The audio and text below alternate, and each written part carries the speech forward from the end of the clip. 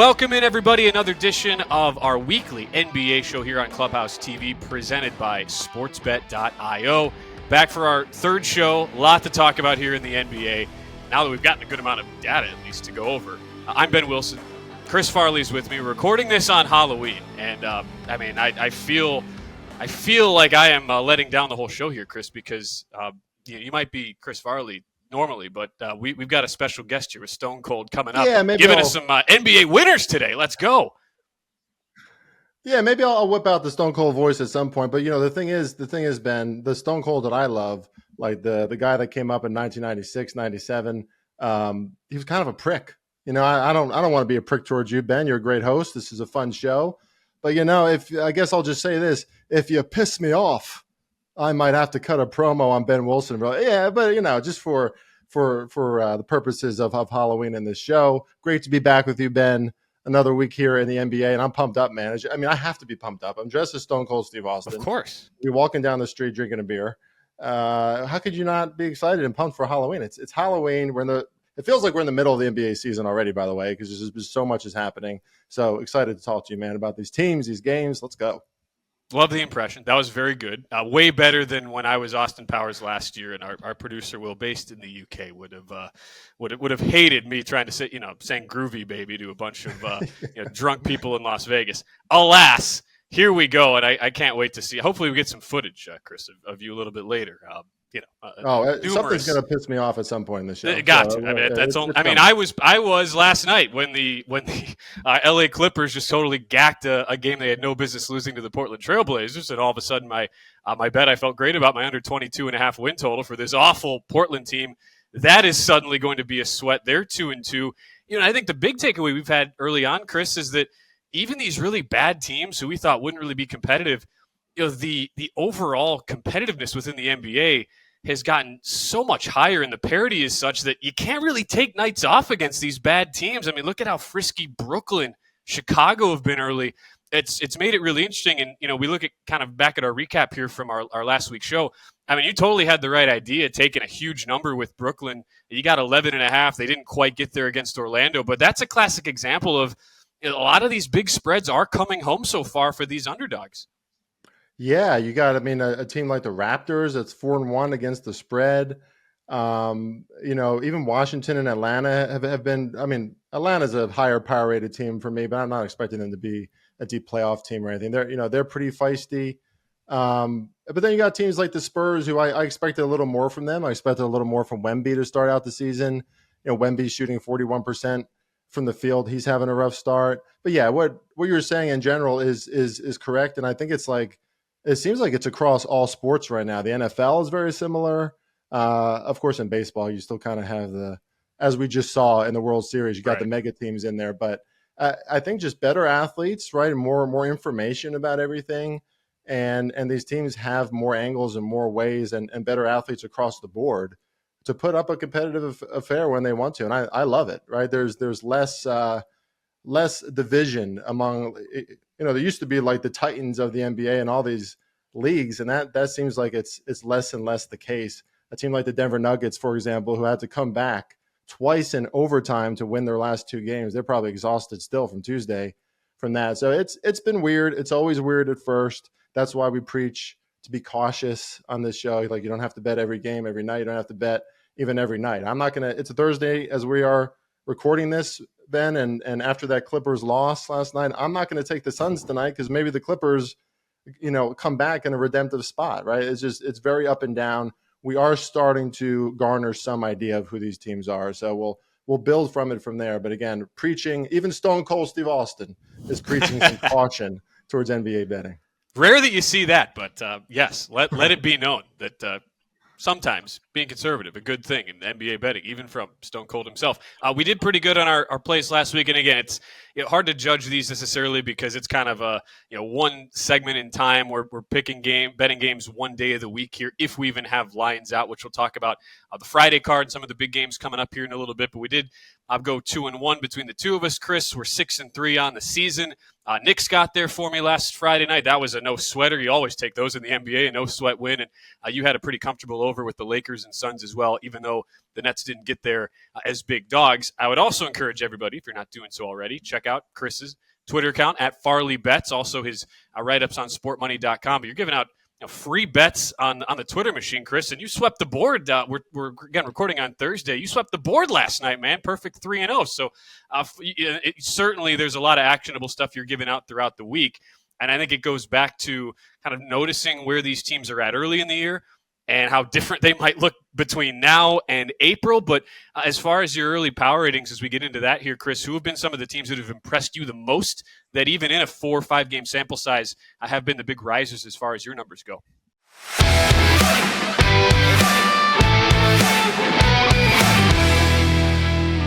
Yeah, so I got a lot of notes here, so I'll try to get through this quickly. But I'm going to highlight 5 teams here that have all been risers. We can talk about some of the stinkier teams too, if we have time on the show today. But I'm going to start with the Dallas Mavericks.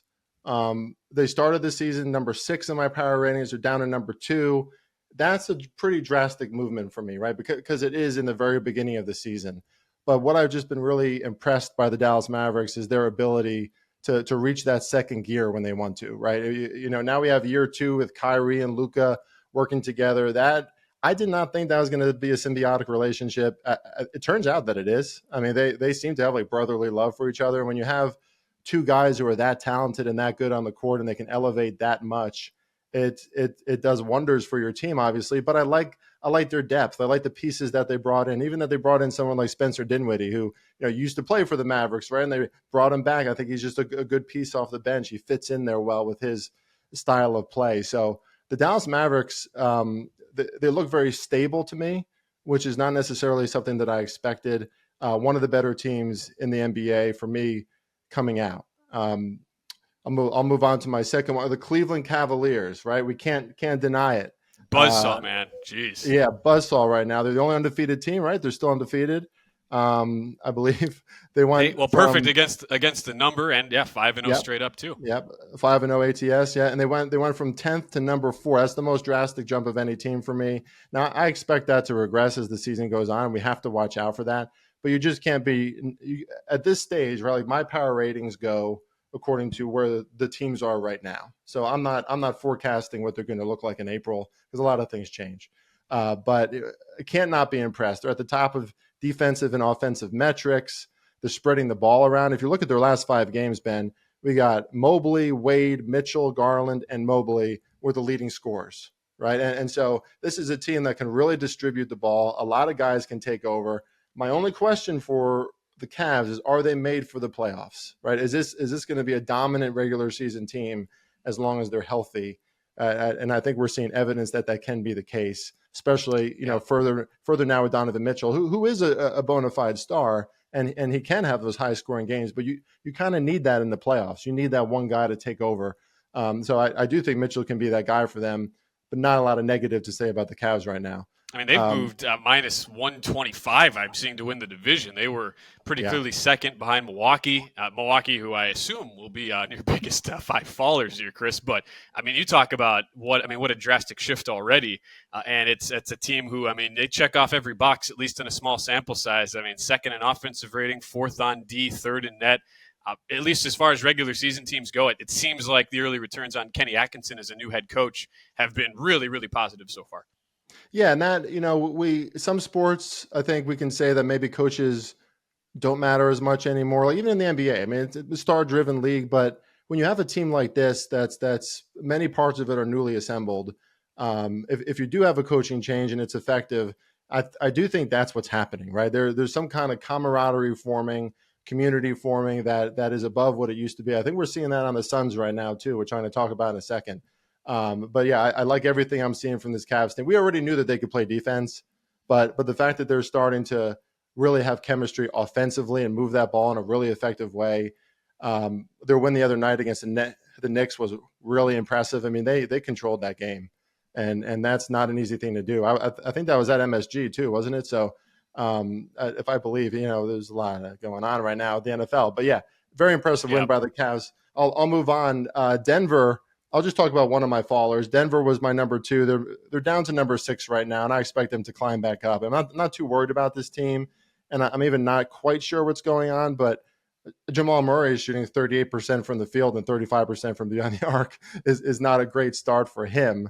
And someone like Michael Porter Jr., who's been a part of their starting lineup, he was always a questionable starter for me.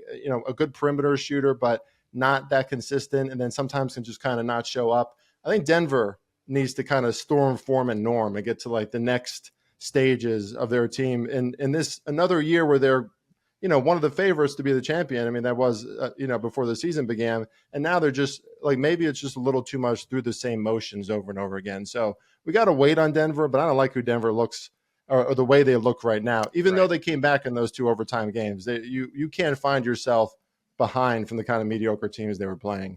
Yeah, and they've drifted to 12-1 now to win it all. I worry about them just from a postseason aspect. When you don't have a single bench player with a positive plus-minus on the floor, you look at when Nikola Jokic and Jamal Murray individually, when they're off the floor, it's a -7. I mean, it's been terrible.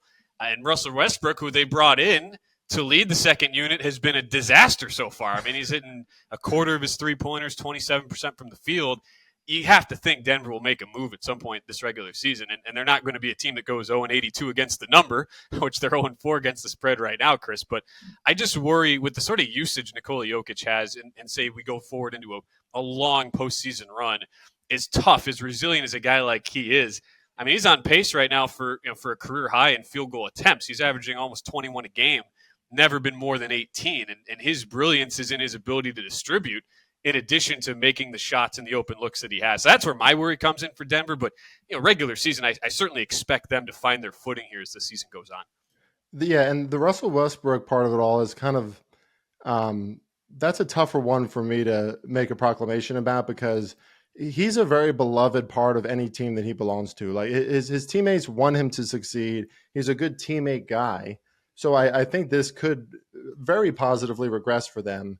At the same time, I didn't like the fit for him necessarily. It kind of comes off the bench like a spark plug. And this is a very methodical team usually, right? They run their plays. Jokic is running the front court. He's at the head of the court. He's kind of controlling things in a methodical way. That's not really the way Russell Westbrook plays basketball. And I worry that the disparity between those two engines that they're running is a little much. It certainly doesn't seem to be working, Ben, in their bench. So we'll see moving forward that team, but I'm not going to fade them too much. They're still the champs. They still have, to me, the best player in the NBA, as far as a dominant force on the court goes. So I'm not going to totally fade the Nuggets just yet, but something to watch. And sure. I wouldn't be jumping on them to cover big lines anytime soon. The Orlando Magic for me went from 16 to 12. Some people will be like, yeah, them at 16. Well, I didn't expect as much from the Magic this year after a positive year last year. But for me, the biggest part of that is Paolo Banchero, because this is a team that needs to have a star and somebody stand out consistently. And now they're seeing it, right? He dropped the 50 burger in their one game. And he's only on the court, looking at my notes here, he's only on the court for 36 minutes per game. I mean, 29 points per game, shooting 50% from the field. This is a kid who's gaining confidence, it seems, by the week, by every game.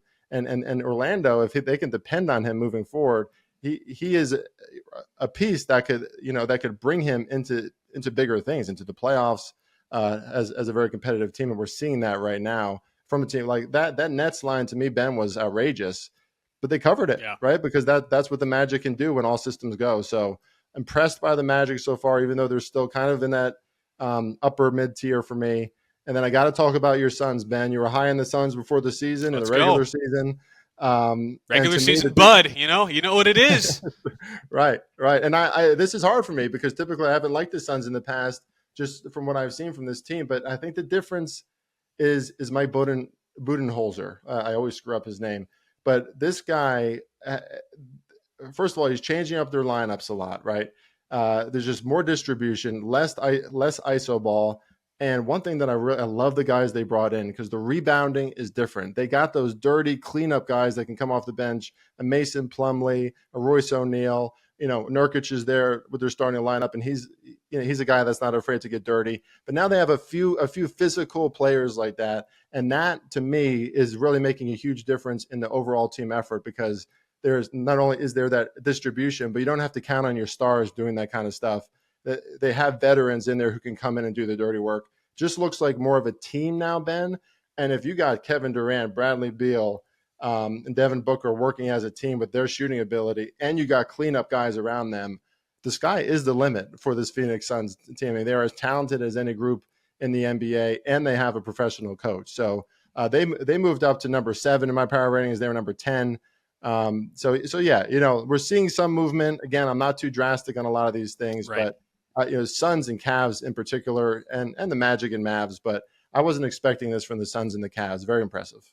Suns have just looked so much more prepared, too, coming out of the gates. They've really struggled in third quarters, particularly. Their net rating in third quarters has been bad with some halftime adjustments. That's still something that they need to iron out. But how they've started a lot of these games, you talk about the distribution and the ball movement in general, the commitment to shooting more threes that Mike Budenholzer promised when he took over going back to the summer.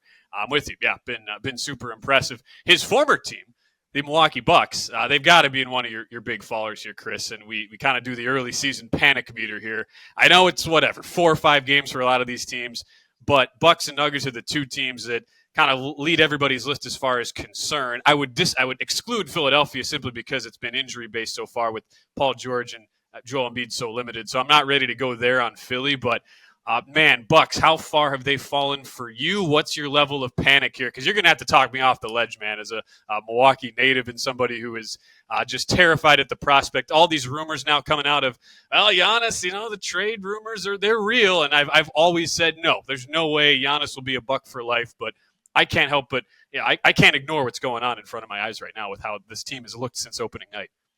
Yeah, well, I'll say this. I don't know if it's the perception of Doc Rivers at this point that's having an impact on teams that he coaches, because players hear everything, right? Players are on social media, and there's there's been a lot of criticism, and rightfully so, I think, of Doc Rivers, Glenn Rivers, really, he's not a doctor, throughout the last few seasons, because right, he gets his teams playing well in the regular season, right, is what we've seen from his teams in the past, but they don't win it all, But now you have a Milwaukee team who just seems very there's a lot of discord there. They're just not playing together. But the reason why I'm not panicking is this: their last 3 losses, Chicago always gives them a hard time, right? That was a bet that I was looking at. I was looking at betting on the Bucks, but I stayed away from it for that reason. Chicago is just always a weird matchup for them.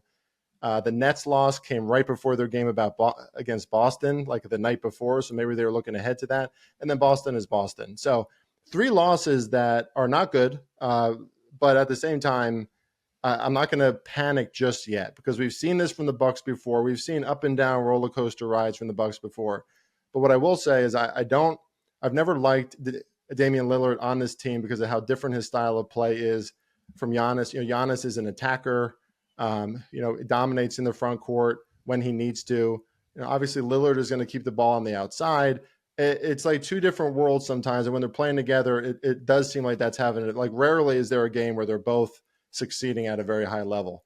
And we're seeing that leak into some of these other things too. I mean, they're 19th in rebounding percentage. That's not good. They're bottom 3 in assist ratio. The ball movement has been very lackluster. And yeah, I overall, I never trust Doc Rivers. So this was a team that I was going to start to fade later in the season, but I am surprised that they look this disparate early in the season, because at least with the talent on the court, right, you would expect some better results, but not in full panic mode just yet. Well, thanks for attempting to talk me off the ledge. I do appreciate it. I mean, you could also make the case with Chris Middleton, how banged up he's been. Once he's back in the fold, fully healthy, you expect a big boost there. But he's a guy who hasn't played a full season in, a half decade, really, ever since the finals run for Milwaukee. So it's hard to really count on that. And it's a team that they are the oldest roster in the league, and it's one thing to be that on paper, Chris, but it's another to look like it. And they've looked like it to the nth degree. I mean, they look like a bunch of retirees at the Y here with these young offenses like a Chicago, like a Brooklyn. They've just been running circles around them. Like there's no rotation at all. There's no closing out on 3-point shooters. It's just not happening. And it obviously doesn't help when you have Damian Lillard, who is a great scorer, but one of the worst on-ball point guard defenders in the league. I don't know that really gets better to the degree where you can consider them, like a legit contender to take on a Boston in a 7-game series. Boston was laying 9 in the game and covered against Milwaukee in that recent loss. So that's where my concern lies. And ultimately, as much as we can believe in Milwaukee somewhat righting the ship in the regular season, they're 1-3 straight up and against the number. Figure they won't be as bad as 25th in defensive rating. They're 27th in opponent threes made per game. But will you give them any chance against Boston? I just feel like the gap is so much higher right now between those two teams. And unfortunately for Milwaukee, them keeping Giannis Antetokounmpo long term, it is dependent on his belief that they are a legit contender. And that's kind of where I get worried on this Bucks team. And you've got Doc Rivers. Can he just try to tap into when Lawrence Fishburne played him in the Clipped show? I don't know if you watched that show, Chris, but just turn into Lawrence Fishburne, Doc. That guy was awesome. He was motivating. Doc's just sitting there on the sideline he's like, oh, we'll figure it out. And right now they've got a long ways to go. I should cut a promo on Doc Rivers is what I should. I really don't have anything prepared, but yeah. I knew it would happen. We knew there would be a promo at some point. Maybe just have Lawrence Fishburne step in for him at this point. The thing that really blows my mind sometimes when I listen to other, bettors and podcasts, and a lot of prognosticators on Twitter is the power ratings are usually built strictly off of talent, right? There's a lot of metrics involved, but you can't, I can't turn away from the fact that a team like the Bucks kind of reminds me of the Nets the last few years, just because the lack of continuity, right? We got new guys coming in. We got multiple coaches. We got coaches getting fired mid-season. Of course, there's a lot of injuries too, and that hasn't helped, especially with Chris Middleton. But when that kind of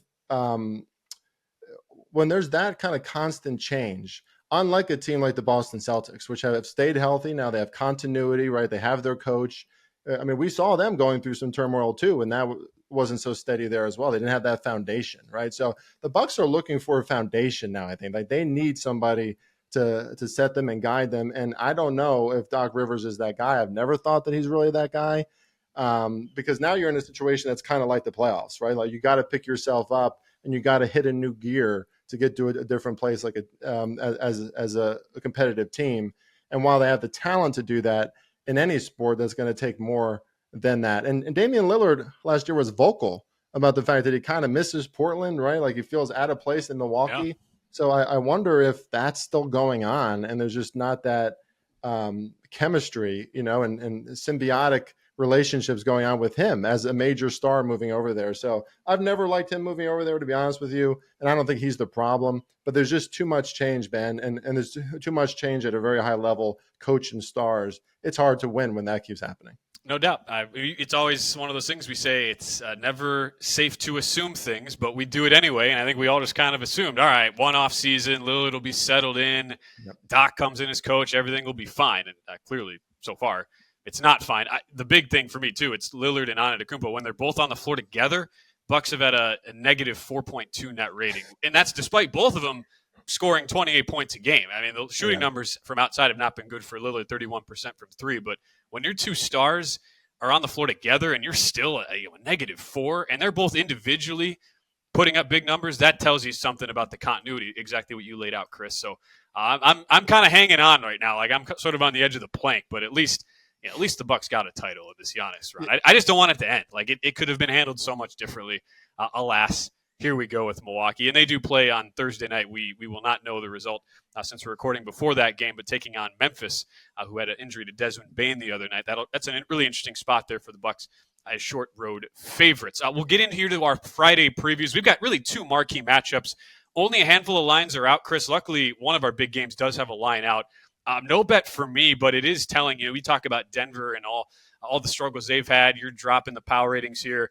They go to Minnesota, who's also been struggling in their own right, 2-2 for both teams, each 1-3 against, Minnesota 1-3 against the number.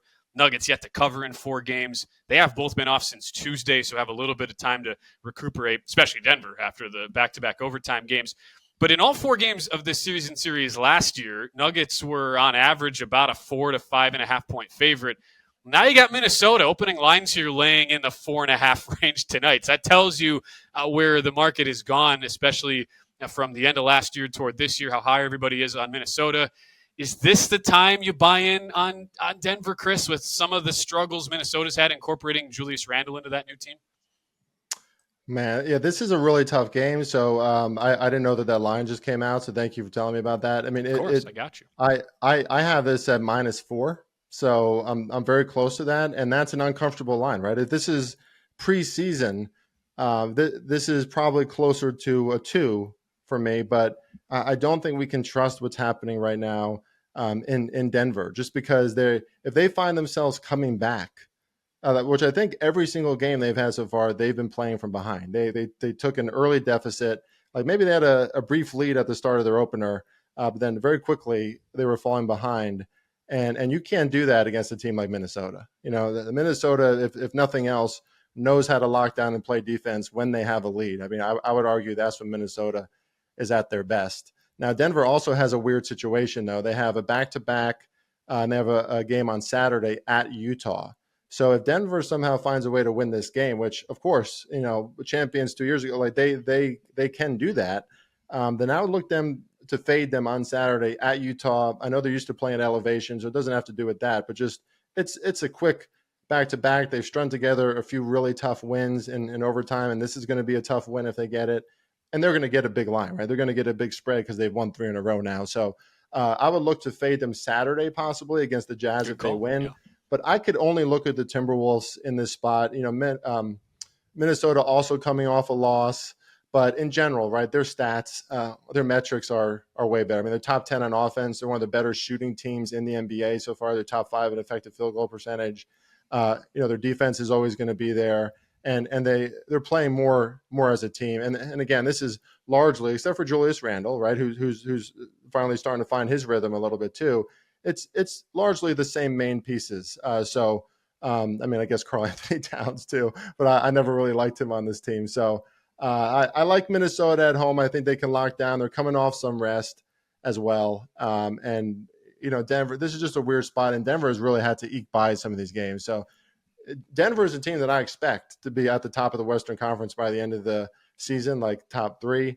Right now, this is not a team that I trust. Yeah, with the marquee matchups early, especially for Denver, I kind of lean when in doubt, you just go under on these. Now it's 217.5, pretty low total by NBA standards, but Denver, Minnesota last year had games of 209, 199. They did go over that 217.5 number on the other two by just a few points. That's the only way I'd lean. Two teams bottom 7 in pace so far this year, but you really are paying the tax. So once you start getting into that range, so one that I'll sit out. But that's the only way I'd play it if I had to lean that way. I'm kind of bummed. I'm curious what you'll make the line on this, Chris. I'll defer to you because there's no line out yet on Orlando and Cleveland. We talk about how amazing the Cavs have been. They just absolutely pulverized the Lakers from the opening tip to final whistle the other night, and LeBron's return to Cleveland. And it's one of those situations, though, I can't help but situationally want to fade them off that huge win. Rematch of last year's first round playoff bout against Orlando. Magic were up 20 the other night against Chicago and just stopped playing. Totally gacked that game. Are now 3-2. Had just scored 37 points in the second half, only 12 points in the fourth quarter. But I'll ask you first, what do you make the number? Because I'm kind of thinking we get over 6 here at the very least with how good Cleveland has looked, and you get the market all in the Cavs' favor. But again, no line out yet on that game, so I'm curious what you make it. Yeah, well, very interesting, Ben, because we've only been on a few shows together. It seems like we might be symbiotic at this point because I have Cleveland as -6 also in this spot, but it's not a spread that I trust. Only because the market right now is, for me, is just a little too high on the Magic and the Cavs. So it's tough to know kind of where to land in between those two worlds, like which side is the market more right on. I think it is the Cleveland Cavaliers. I think this is a very legitimate team, and this is a team that I would trust. But you look at their schedule, unfortunately, even though this is a pretty good setup for them, coming off a win against the Lakers, they stay at home very quickly on Saturday. Then they go to Milwaukee, right, to perhaps give the Bucks a chance to feel like they're still kind of in this season, and maybe a spot for the Bucks to show out a little bit. So I don't like a road back-to-back the next day. I think that's an easy look-ahead game. I think teams could still easily look over the Orlando Magic and not really take them seriously. But matchup-wise, the Cleveland Cavaliers are not showing anything that they can't match up against anybody really well because of their ball distribution and how well they're playing defense. So Yeah. I make it a 6. I think they probably win this game if they're showing up on Friday night, but I could easily see them, finally, just a little dent in the, what's it called, in the armor. I'm not great at these phases. That's why you're the host, Ben, not me. But you were like 95% there. So okay. it's all good. It's something in the armor, a chink in the armor. What is it? Yeah, there you go. But I love your thinking about this, right? Because they are coming off a game that probably matters more to them. Matters to the home team. It matters to the home crowd against LeBron. So easy game to look over, a perfect sandwich spot, what we call in the betting world, where you're coming off a big game and you have a really big game ahead. Because to them, the Milwaukee Bucks are still the standard in their division, and they want to prove it, right? They want to prove that they can beat them. So, and they can beat them. I think at this point, they could probably beat them pretty badly. I'm worried about that game. Trust me, for Saturday night. It's a great point you make too on the scheduling implications there for Cleveland. It was a 4-3 series. Cavs 1-7 over the Magic. The 3 home games last year, those were lined at Cleveland 5.5, Cleveland 5, and then Game 7 was Cleveland -3 in a series where Paolo Banchero was awesome, and he's taken another step level ahead this year. He scored 27 a game in that series against the Cavs last year. He's at 28.5 points now this year after being at about 22.5 a season ago in the regular season. So it's clearly a team in Orlando. Like I feel like I'm high on. We might disagree a little bit on that. Where I love the addition of a Kentavious Caldwell-Pope to give Orlando a little more seasoned, veteran presence on that team. And he and Banchero, when they're on the floor together, they're a plus 8.6 net rating when they're together. And Franz Wagner's three-point shooting has rebounded at least early, 40% now this year. He had a career low 28% a season ago. I wish we had the light out, though. I can't make this an official bet, but if this is 6, I'd love to get 6.5 or higher here. That's kind of my goal on a lot of these games, especially with how key of a number 6 is in the NBA. But Orlando, if that is the number we get, I kind of think we'll be there, Chris, with how red hot the Cavs have been. And you have to think the market reacts to that. Put me down for the Magic there, catching the points here on Friday night. Anything else you're looking at as far as Friday card numbers you're kind of looking out for? Any situational angles as well we should be pointed towards as far as those Friday, Saturday into Sunday, some of those back-to-back spots? Yep, I'll just breeze through a few here just to give our listeners more than a few takes. Boston and Charlotte on Friday night. I'm going to look at the Celtics to have a redemptive win in that. We've seen some really nice things out of LaMelo Ball. He was shooting from beyond the arc really well, but that's not a guy who I trust to keep on shooting beyond the arc really well. And what does Boston do really well, right? They shoot threes and they defend threes really well. So I can see Boston matchup wise just totally annihilating Charlotte. Now they do have a back-to-back again at Charlotte on Saturday. So that's a very weird situation. Or actually, I don't know if it's at Charlotte, but it's a back-to-back against the same team. I think it's at Charlotte. So it's just a weird situation, but I think Friday is more opportunity for Boston. Coming off that loss against the Pacers, they're going to be maybe tired from overtime there, but they're also going to be motivated to win even more. Brooklyn 11, by the way, I'm seeing is that opening line, Chris. So laying 11 in game 1 Friday. That's unfortunate because I don't know if I would take that. But that's exactly. I mean, I'm expecting a 10+ win. So. But maybe you look at a team total, or something like that, because right. I think that's an explosion for something like even I like to approach a lot of these NBA games like a first half team total, like we saw with the Grizzlies last night. That's Wednesday night for the listeners. They had success in the first half and then kind of, fell off in the second. This is a matchup advantage all over the court for Boston. So in the first half, they could explode. There could be a lot of disparity, and then maybe they don't reach the full team total for the whole game. So maybe you look at something like that for Boston. And Chicago and Brooklyn, I think Brooklyn might be the underdog in this game. I don't know if you see that line, Ben. Yeah, not out yet. I was kind of looking over in that, depending on the number, with how good the offenses have been. They actually both just went under their last game. But, both teams really feisty so far. Yeah, very feisty. And I mean, Brooklyn's 13th in net rating. Like I said, this team has a lot of good B+ players. And if they play well together, except for Ben Simmons, I don't know what's going on there. But this is a team that can be competitive. Bulls are 17th in net rating just by comparison. But classically, I'm sorry that I don't have the data right in front of me. Now it's somewhere in my thousands of notes. But the Bulls classically are a team that let down against poor or mediocre teams. And for some reason, they're really competitive against the better teams. I mean, we saw that the other night against the Bucks, right? So I could see the Bulls, after coming off some nice wins, actually really fall apart here. If they're a favorite, or even if Brooklyn's getting like a light -1, -2, I'm probably going to look at Brooklyn in that one. I think there's value on anything Brooklyn -2 or less. Lakers and Raptors that's a really tough one for me. Multiple conflicts, because it might be a good spot for the Lakers after 2 losses, but the Raptors are becoming a covering machine. I mean, they're 4-1 against the spread. That's a tough spot to go up to in Toronto. So probably not going to play that one. The only other thing I'll mention is the OKC Thunder at Portland. I'm not going to believe in this Portland team as a good offense at this point. I don't think they might not reach 100 points in this game, right? I mean, they're shooting 33% as a team from beyond the arc.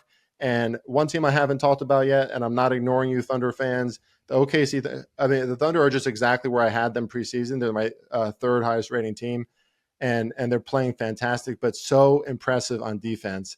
I took the Spurs team total under the other night. Portland team total under is something I will bet if it's 100 or more in that game as well. Yeah, I think we'll probably be right around there, because I'm seeing OKC laying 12 on the road. These are openers, 222 your total. So that would come out to 112 to 100 if we're extrapolating it out that way. It's a totally fair bet to make. I've not been impressed with Portland. They've somehow scratched and clawed their way to a 2-2 record, but a little fugazi 2-2.